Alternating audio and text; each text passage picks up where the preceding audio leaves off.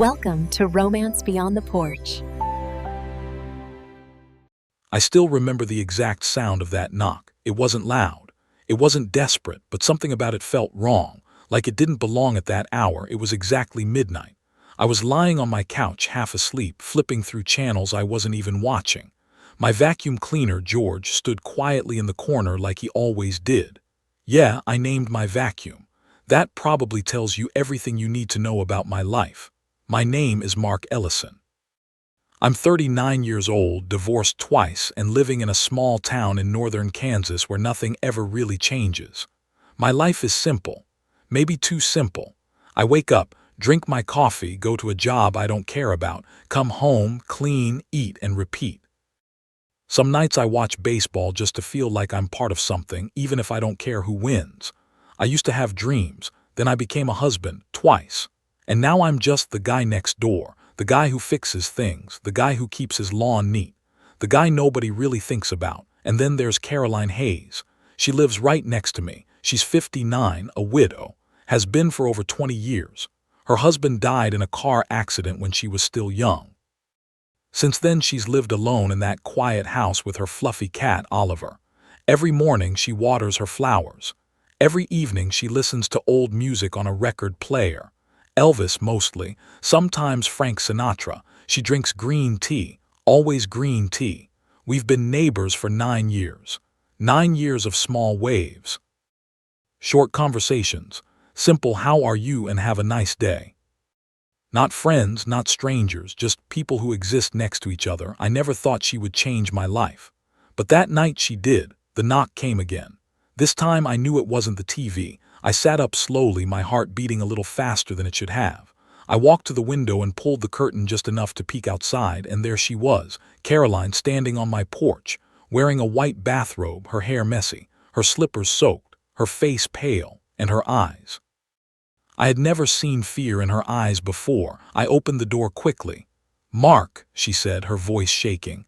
"There's water, it's everywhere. My kitchen, I don't know what to do." For a second, I just looked at her.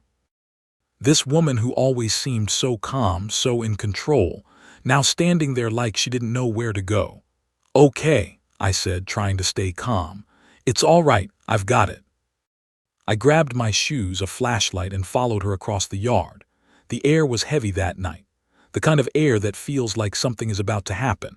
When we reached her house, I saw it immediately. Water was flowing out from under her kitchen door, not dripping, flowing. We rushed inside. The floor was covered, water spreading everywhere. The sound of it rushing from under the sink filled the whole room. I moved fast. "Where's the shutoff?" I asked.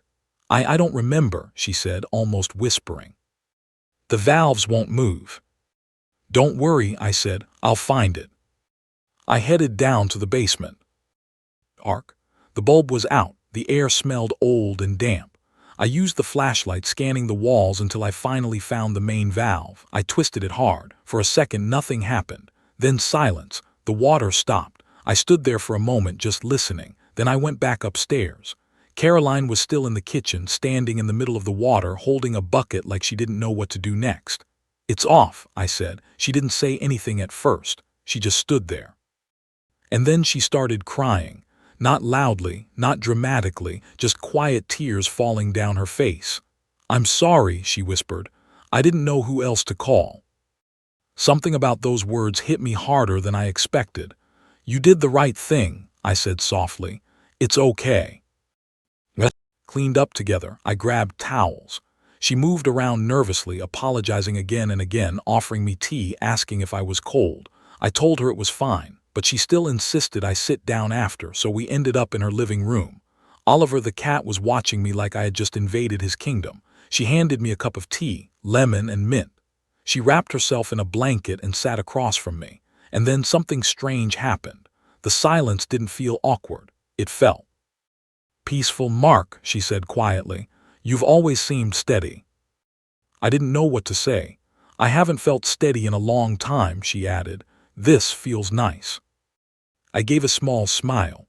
For the first time in a long time. I felt needed. When I got up to leave, she walked me to the door. "Thank you," she said, "for answering." "Not everyone would knock," I replied. She smiled softly. Good night, Mark. Good night, Caroline. I went back home. I looked at the clock. 12:17 a.m. 17 minutes, that's all it took. 17 minutes and something inside me had changed. I lay in bed staring at the ceiling, unable to sleep. I kept thinking about her standing on my porch, about her voice, about the way she said she didn't know who else to call, and for some reason. That mattered, more than anything had in a long time. The next morning I woke up earlier than usual. I made my coffee, but instead of sitting down like always, I found myself looking out the window toward her house. Her curtains were still closed. I smiled a little. She was probably sleeping. And for the first time, I was glad someone out there was resting. By 9 o'clock I couldn't sit still anymore, so I grabbed my toolbox and walked over to her house because something had started that night, and I knew. This was just the beginning. The truth is, I didn't knock right away. I stood on her porch for a few seconds, holding my toolbox, staring at the door like it meant more than it should. It was just Caroline's house. I had been here before, plenty of times, but this felt different. Last night wasn't just about a broken pipe, and somehow I knew she felt it too. I finally knocked. A soft knock, nothing dramatic. For a moment there was no answer, then I heard footsteps. The door opened. Caroline stood there, holding a mug in both hands. Her hair was brushed now, her face calm, but there was still something in her eyes, something softer. "Good morning," I said. She looked a little surprised, then smiled. "Mark, you're early." "I came to check the damage," I said, lifting the toolbox slightly. "Figured the flood zone needed inspection." She laughed, a real laugh. "Do you always schedule emergencies like this?" "Only the important ones," I said. She stepped aside. "Come in." The kitchen looked better. The water was gone, but the damage was still there. The cabinet wood was swollen and the pipe under the sink looked worse than I remembered. I knelt down and opened it. "Yeah, this had it coming," I said. "This pipe is older than both of us." "I believe it," she said softly. "Robert never liked changing things if they still worked." I paused for a second. It was the first time she mentioned his name so naturally. I didn't say anything. I just started working. She moved quietly around the kitchen, then asked, "Would you like some coffee?" "Only if it survived the disaster," I said. She smiled again. It did. A minute later she placed the cup beside me. As I reached for it, our hands touched, just for a second, but neither of us pulled away immediately. I looked up. She was already looking at me, not like last night, not scared, not lost, just present. "I didn't know who else to call," she said quietly. Her voice wasn't shaking this time, it was steady, and somehow that made it feel even more real. "You made the right call," I said. I went back to fixing the pipe, but I couldn't ignore what I was feeling anymore. Something had shifted. I came here as the guy with tools. Now I was something else. She sat at the table watching me work, not in a distracting way, just there, and it felt good. After a while she asked, "Do you always do everything alone?" "Most of the time," I said. "It's just easier." She nodded slowly. "Same here." I glanced at her. She wasn't complaining, she was just stating a fact. "And now?" I asked. She looked out the window for a moment. "Now, sometimes I wish someone was just there," she said. "Not to fix things, not to solve anything, just to sit with me." I tightened the last part of the pipe and stood up. "All done," I said. She stood too, came a little closer. There was something in her eyes I couldn't explain. It wasn't just gratitude, it was recognition, like she was really seeing me. "Thank you, Mark," she said softly. Then she hugged me. It wasn't long, it wasn't dramatic, but it was real, and for the first time in years. I didn't feel like I was being hugged out of habit or expectation. I felt like I was being held because someone wanted to. We sat in the kitchen after that, talking about small things, the weather, neighbors, that strange habit Mrs. Carter had of trimming her hedges at night. But underneath all that, there was something growing, something quiet, something neither of us named. When I left, she stood on the porch watching me, and I knew. This wasn't just about a pipe anymore. The next morning, I woke up with an idea. A simple one. I made 2 cups of coffee. I remembered how she liked it light with a little honey. I placed them on a tray and walked over. She was on her porch watering her flowers. When she saw me, she paused. "Good morning," I said, holding up the tray. "No repairs today." She smiled. "That almost sounds like a date." Then she quickly looked away. "Sorry, I didn't mean." "It's okay," I said. "I didn't bring a wrench, so it's already unusual." She laughed softly and sat down on the bench. I joined her. We sat there drinking coffee, watching the street slowly wake up. It was quiet, peaceful. "You know," she said after a moment, "I forgot what this feels like." "What?" "Having someone just show up." I didn't answer, I just listened. After a while, I asked gently, "Will you tell me about him?" She didn't hesitate. "Robert," she said. Her voice changed when she said his name, warmer, full. "We met when I was 21, she continued. "He worked on a farm, I was a waitress."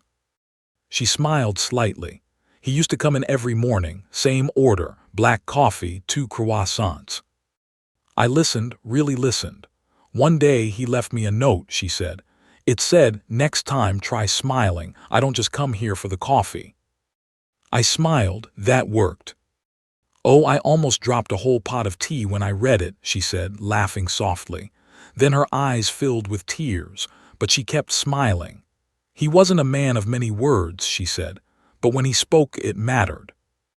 We sat there as she told me everything, how they met, how they struggled, how they laughed, and then how she lost him. "A rainy night," she said quietly, "one wrong turn." I didn't interrupt. I didn't try to fix it. I just sat there with her. "That was the last time I felt alive," she said. Something inside me tightened. "I see you," I said softly. She looked at me, like she didn't expect that, like no one had said it to her in a long time. "Thank you," she whispered. After that, things started to change. Slowly, naturally. We didn't plan it, it just happened. Morning coffee became routine. Sometimes at her place, sometimes at mine. We talked, we laughed. Sometimes we just sat in silence. And somehow that silence felt right. One morning she asked me something I wasn't ready for. "Why are you alone, Mark?" I paused. No one had asked me that in a long time. Not like that, not gently. "My first marriage we were too different," I said. "My second I worked too much." She listened like she always did. "She told me I was like a ghost," I added. "Always there but not really there." Caroline didn't interrupt, she just stayed with me. "I think I got scared after that," I said, "of failing again." She nodded. "I'm scared too," she admitted, "that I forgot how to feel anything." We sat there, two people, different lives, same fear. "But I'm glad you told me," she said. "Me too." When I stood up to leave, she touched my hand. "Come by tomorrow," she said. "I will." And I meant it, because for the first time in years, I didn't feel like I was just passing time. I felt like something real was starting, and I didn't want to miss a single moment of it. It started with something small, a phone call, nothing urgent, nothing dramatic, just her voice on the other end, calm and a little softer than usual. "Mark," she said, "if you have a moment, why don't you come by? I baked an apple pie." I stood in my kitchen holding the phone for a second longer than I should have. "Yeah," I said, "I'll be there." After the call ended, I didn't move. I just stood there, staring at my fridge like it was going to tell me something important. It was ridiculous. I had been to her house dozens of times, but this time felt different. This wasn't about fixing something. This wasn't about helping. This was something else. I looked down at myself, changed my shirt, ran a hand through my hair, then looked in the mirror. "Relax," I muttered. "It's just pie." But deep down, I knew it wasn't just pie. The sun was setting when I walked over. The air felt soft, quiet. Her porch had 2 pumpkins on it, one real, the other clearly painted. She was standing there in an apron, drying her hands. "You came," she said with a small smile. "I would never disrespect apples," I replied. She laughed and stepped aside. "Come in." The house smelled like cinnamon and vanilla, warm, comfortable, like a place where time slows down. "The pie is still hot," she said, "but Oliver and I couldn't wait." The cat looked at me like he approved of that decision. I sat at the table. She placed a slice in front of me, then added whipped cream on top. We talked. Nothing important, just easy conversation, the kind that doesn't feel forced, and for a while it felt perfect. Then there was a knock at the door, sharp, unexpected. We both froze. "That's either the mailman or Mrs. Whittaker," Caroline whispered. "And the mailman doesn't come this late," I said. She sighed. "Well, hiding isn't an option." Before I could say anything, the door opened, and there she was, Mrs. Whittaker, 72 years old, sharp eyes, sharper tongue, the kind of woman who knows everything about everyone.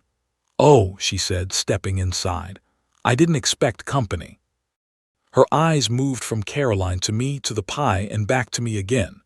"This is Mark," Caroline said calmly, "my neighbor." "Ah," Mrs. Whittaker nodded slowly. "Of course."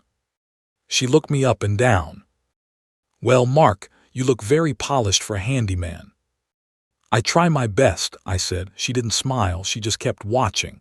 Caroline offered her pie. She said no, then said yes. Within minutes we were all sitting at the table, and it felt like an interview. "How long have you known each other?" she asked. "About 9 years," I said, "and only now you're having pie together." Caroline answered this time. "Sometimes timing matters." Mrs. Whittaker raised an eyebrow. "Of course it does." The room went quiet. Then finally she stood up. "Well," she said, "I won't keep you." She looked at both of us again, slowly, carefully. "I'm sure I'll be seeing more of you." And just like that she left. The door closed. We both exhaled at the same time. "That felt like an inspection," I said. "Worse," Caroline replied. "She reports everything. Think we made the front page." She smiled. "I think we're already in her notebook." We both laughed, and suddenly, it didn't matter. Let people talk, let them guess, for the first time. I didn't care. I stayed longer that night. We finished the pie, talked about nothing and everything, and when I left, something felt different again, stronger, closer. A week later I went over to fix her gate. It was a simple job, loose hinges, a little rust. She was waiting for me outside, holding a glass of lemonade. "You look serious," she said. "This is important work," I replied. She sat nearby while I worked, commenting on everything I did like she was narrating a game. "And now he reaches for the screwdriver," she said. "Careful," I smiled. "I charge extra for commentary. All I can offer is cookies." "Deal." We laughed, the kind of laugh that comes from comfort, not effort. After I finished, she invited me inside.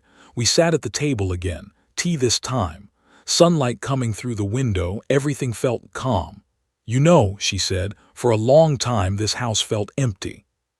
I looked at her, and now. She smiled softly. "Now it feels like a home again." I didn't answer. I didn't need to. Then she brought out a box, old, worn. She placed it on the table carefully. "I've had this for years," she said, "but I never opened it again." I looked at the label, Robert. She opened it slowly. Inside were letters, dozens of them. "He wrote to me every week," she said, "when he was away." She picked one, started reading. Her voice was soft but steady. And as she read, it felt like he was still there in the room. I didn't feel jealous. I didn't feel uncomfortable. I just listened, because this wasn't about the past. It was about her, and the way she still carried love inside her. "I was afraid to share this with anyone," she said after a while. "Why?" "Because I thought it would take something away from it." I shook my head. "It doesn't," I said. "It shows who you are." She looked at me, really looked at me, then reached across the table and touched my hand, and that moment said everything. That Saturday ended with the sun going down slowly. We walked to the gate, now fixed, now quiet. "It doesn't make noise anymore," she said. "Like some people," I smiled. She laughed. "I won't forget today, Mark." "Me neither." And I meant it. Then came Halloween. The whole street was alive, lights everywhere, kids running, music playing. I was standing near the fire pit when I saw her, Caroline, walking in slowly, and for a moment, everything stopped. She was wearing a white dress. Her hair styled, her lips bright red. She looked like Marilyn Monroe, but not like someone pretending, like someone who finally decided to feel alive again. People stared, whispered, watched, but she didn't look at them, she looked at me. I stood up without thinking. "You," I started. She smiled. "Too much." "Not enough," I said quietly. She walked closer. "What do you see?" she asked. I looked at her, not the dress, not the makeup, just her. "I see you," I said. Her expression changed, softened. "Finally," she whispered. We sat together, while the world around us stayed loud, but between us. There was quiet, warm, real. Mrs. Whittaker came over, of course, made her comments, but this time Caroline didn't care. "Let them talk," she said, and I realized something. She wasn't hiding anymore, and neither was I. Later that night, we walked home together. "I haven't felt like this in years," she said. "Like what?" "Like myself." I smiled. "Good," I said, because that's exactly how I felt too, and for the first time in a long time. Life didn't feel like something I was just getting through. It felt like something I was actually living. It was a quiet evening when everything shifted again. Not loudly, not suddenly. Just enough to change everything. Caroline called me around 6. "Would you mind if I came over?" she asked. "I made lemon cookies, and I don't really want to be alone tonight." "Then don't be," I said. "Come over." The rain started shortly after. Not a storm. Just a soft, steady rain that tapped gently against the windows like it was trying to tell a story. When she arrived, she carried the cookies in a glass jar wrapped in a cloth. I made dinner, nothing fancy. Pasta, bread, a simple salad. We ate slowly, talked about small things, old movies, bad recipes. Why her cat suddenly preferred my couch over hers. "Oliver has good taste," I said. "He's just dramatic," she replied. After dinner, we didn't rush to clean up. We left the dishes where they were, turned on a lamp. Sat on the couch, side by side, not touching at first, just listening to the rain. There's something about rain. It makes the world outside feel far away, and the world inside feel closer. Her hand touched mine, light, careful, but it stayed there. I didn't move, I didn't pull away, I just stayed. "Do you think this is real?" she asked quietly. I took a moment before answering. "Yeah," I said, "I think it is." She leaned her head gently on my shoulder. "I'm scared," she whispered. "Me too." "Of what?" "That I'll mess this up," I said honestly. "That I'll go back to who I was, that I'll disappear again." She lifted her head and looked at me. "You're not that man anymore," she said. "I want to believe that." "Then stay," she said softly. "Not perfectly, just stay." Her words settled somewhere deep inside me, because that was always my problem. I didn't know how to stay, but with her. I wanted to try. "I'm not looking for something perfect," she added, "just someone real." "You have that," I said. We didn't make promises that night. We didn't talk about the future. We just sat there together. And for once, that was enough. The next morning was calm, peaceful. I walked over to her house like I had done so many times before, but as I reached the porch I heard voices. A woman's voice, sharp, upset. "And what exactly are you thinking, Mom?" I stopped. Then the door opened. Caroline stood there, her face calm, but her eyes told me everything. "Come in," she said quietly. Inside stood a woman in her mid-30s, tall, confident, arms crossed. Eyes sharp, she turned to me immediately. "You must be Mark." "I am," I said. "I'm Emily," she said, "her daughter." I nodded. The air in the room felt tight, heavy. "So this is real," Emily said, looking between us. "You're actually doing this." Caroline took a breath. "Yes." Emily shook her head. "Mom, he's 39. "I'm aware," Caroline said calmly. "And you're 59. "I'm also aware of that." "This isn't normal," Emily said. Caroline didn't raise her voice, but something in her tone changed. "I've spent years being quiet," she said. "Being careful, being alone. I'm done with that." Emily looked at me again. "And you?" she asked. "Is this serious or just something temporary?" I didn't rush my answer. "I don't know what the future looks like," I said honestly. "But I know I don't want to go through my days without her anymore." The room went quiet. Emily looked at her mother, and for the first time her expression softened. "I'm just scared," she said quietly. "I don't want you to get hurt again." Caroline stepped closer to her. "I've already been hurt," she said. "The worst thing now would be not living at all." That hit something. You could see it in Emily's face. She looked down, then back at both of us. "I need time," she said. "That's okay," Caroline replied. Emily nodded, then left. The door closed. Silence filled the room. I looked at Caroline. "You okay?" I asked. She nodded. "Yes," she said. "For the first time in a long time I am." But life didn't become perfect after that. It didn't turn into a movie. We still had quiet days. Small arguments, moments of doubt. But we also had mornings, coffee, laughter. Simple routines that meant more than anything big ever could. Emily started visiting again. Slowly, carefully, watching, listening. And one day she smiled at me just a little, but it was enough. 6 months passed, and somehow everything felt different. Not louder, not bigger, just fuller. Every morning I woke up a little earlier, made coffee, waited for her. She would walk into my kitchen in that old sweater of hers and say something like, "It smells like rain today." And I would smile, because now I understood what that meant. We weren't perfect. We weren't a fairy tale. We were just two people who found each other at the right time, after years of being alone in different ways. One evening we sat outside in her backyard, coffee in our hands, the sun going down slowly. "Do you remember that night?" she asked. "The pipe." I smiled. "The knock," she said. I nodded. "How could I forget?" She looked at me. Those 17 minutes, they scared me. "They changed everything," I said. She reached across the table. Her fingers touched mine, warm, familiar, real. "I would still be alone if I hadn't knocked," she said softly. "And I would still be asleep," I replied. She smiled. And in that moment, I realized something simple. Life doesn't always change with big moments. Sometimes it changes with a quiet knock at midnight, and the decision to open the door, because everything we had now, every laugh, every morning, every quiet moment together, started with that one choice, and honestly, it was the best thing that ever happened to me.